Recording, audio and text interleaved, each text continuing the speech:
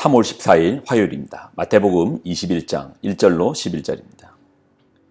그들이 예루살렘에 가까이 가서 감난산 벳박에 이르렀을 때에 예수께서 두 제자를 보내시며 이르시되 너희는 맞은편 마을로 가라. 그리하면 곧 매인 나귀와 나귀 새끼가 함께 있는 것을 보리니 풀어 내게로 끌고 오라. 만일 누가 무슨 말을 하거든 주가 쓰시겠다 하라. 그리하면 즉시 보내리라 하시니 이는 선지자를 통하여 하신 말씀을 이루려 하심이라. 일렀을 때 시온 딸에게 이르기를 내 왕이 내게 임하나니 그는 겸손하여 나귀 곧 멍에 매는 짐승의 새끼를 탔도다 하라 하였느니라. 제자들이 가서 예수께서 명하신 대로 하여 나귀와 나귀 새끼를 끌고 와서 자기들의 겉옷을 그 위에 얹음에 예수께서 그 위에 타시니 무리의 대다수는 그들의 겉옷을 길에 펴고 다른 이들은 나뭇가지를 베어 길에 펴고 앞에서 가고 뒤에서 따르는 무리가 소리 높여 이르되 호산나 다윗의 자손이여 찬송하리로다. 주의 이름으로 오시는 이여 가장 높은 곳에서 호산나 하더라. 예수께서 예루살렘에 들어가시니 곧 성이 소동하여 이르되 이는 누구냐 하거늘 무리가 이르되 갈릴리 나사렛에서 나온 선지자 예수라 하니라. 아멘. 기도하겠습니다. 하나님 주시는 말씀을 부여잡습니다. 말씀 속에 있는 생명력을 누리기를 소망합니다. 말씀의 생명력으로 우리가 산 자, 살아있는 자 되게 하여 주옵소서. 영광을 드립니다. 예수님의 이름으로 기도드립나이다. 아멘. 예수님의 마지막 일주일이 시작되었습니다. 이제 십자가까지는 단 7일, 일주일이 남았습니다. 예수님께서는 지금 올리브산이라는 감난산에 있습니다. 거기에서 바로 예루살렘으로 입성하시지 않습니다. 이제 감난산에서 내려와서 예루살렘으로 바로 이제 들어가시면 되는데 예수님은 감난산에서 머물러 계십니다. 그러면서 제자들에게 특별한 이제 분부를 내리십니다. 그것이 21장 1절로 3절입니다. 그들이 예루살렘에 가까이 가서 감난산 벳박에 이르렀을 때에 예수께서 두 제자를 보내시며 이르시되 너희는 맞은편 마을로 가라. 그리하면 곧 매인 나귀와 나귀 새끼가 함께 있는 것을 보리니 풀어 내게로 끌고 오라. 만일 누가 무슨 말을 하거든 주가 쓰시겠다 하라. 그리하면 즉시 보내리라 하시니 예수님께서 나귀를 풀어오라고 하십니다. 나귀요. 당시 대부분의 서민들은 걸어 다녔죠. 그러나 교통수단이 없었던 것은 아닙니다. 그들에게 교통수단은 세 가지로 나눌 수 있는데 최고급 교통수단은 이제 노새입니다. 노새는 이제 당나귀와 말과의 교배 가운데서 태어난 종류거든요. 힘이 좋았습니다. 귀족들 또는 이제 왕족들이 타는 이제 최고급 교통수단이 노새였고요. 그 다음이 말이죠. 말은 이제 군인들이 타면서 이제 전쟁 시에 타지 않았습니까? 그리고 다음이 나귀입니다. 그러니까 노새, 말, 나귀 순으로 하는데 요즘 언어로 하면 수입 외제차가 노새고 말은 이제 국산 중형차 정도 되겠고요. 그리고 나귀는 이제 국산 경차예요. 그러면 예수님께서 마지막 예루살렘에 입성하시는데 국산 경차를 타고 이제 입성하시는 격이죠. 사실 예수님께서 나귀를 타시는 것은 단지 이제 이것이 교통수단이 의미만은 아닙니다. 그간은 늘 걸어서 들어가셨거든요. 그런데 마지막 예루살렘에 입성하시면서 예수님께서는 나귀를 타십니다. 이유가 있습니다. 어떤 의미가 있습니까? 본질적 이유가 성경이 이제 4절과 5절에 설명하고 있습니다.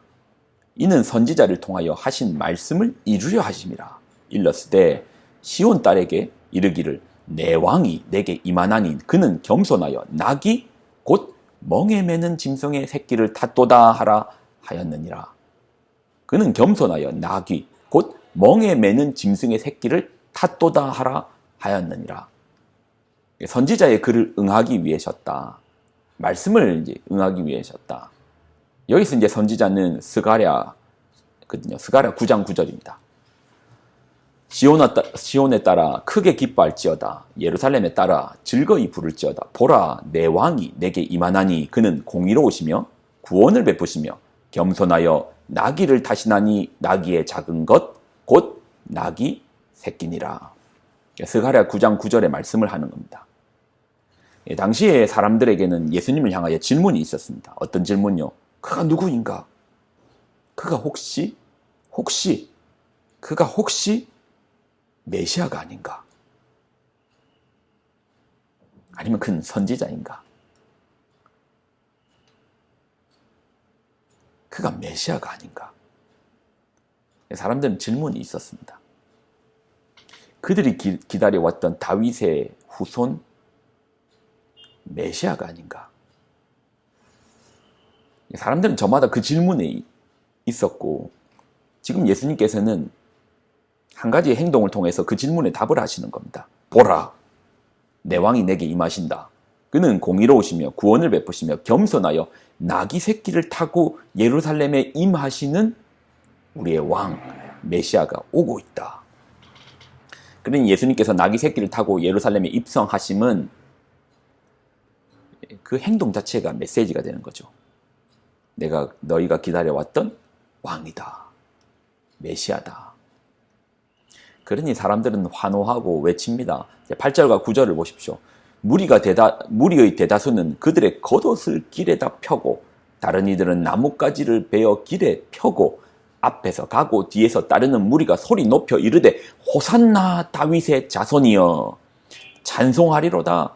주의 이름으로 오시는 이여 가장 높은 곳에서 호산나 하더라. 주의 이름으로, 우리의 주인의 이름으로, 주인의 자격으로 오시는 이여 가장 높은 곳에서 호산나 하더라.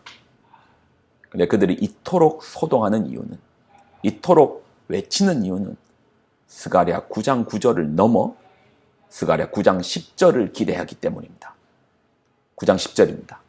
내가 에브라임의 병거와 예루살렘의 말을 끊겠고 전쟁하는 활도 끊으리니 그가 이방 사람에게 화평을 전할 것이요 그의 통치는 바다에서 바다까지 이르고 유브라데 강에서 땅끝까지 이르리라.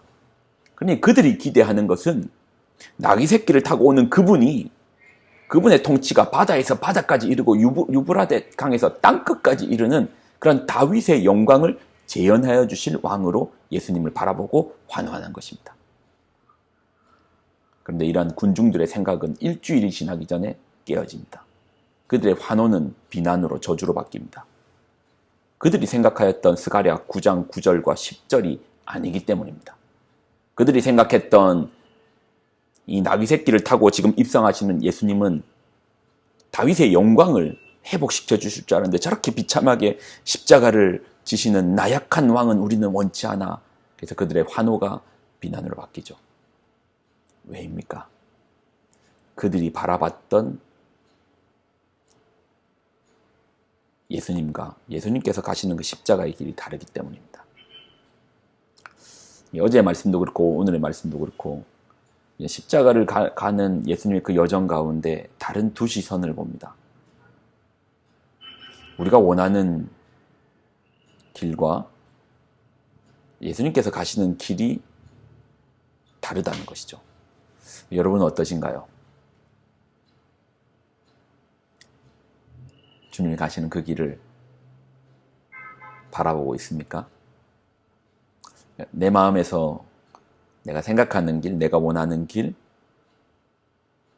내가 요구하는 길과 주님이 가시는 길이, 주님이 가시는 그 길이 그 십자가의 길이 과연 같은가? 이번 이 말씀 속에서, 이 고난주간 가운데, 이 말씀 속에서 십자가 여정 가운데서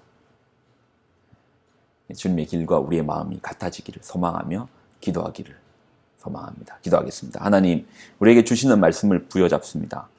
예수님이 가셨던 그 길과 우리의 길이 같지 않음을 인정합니다.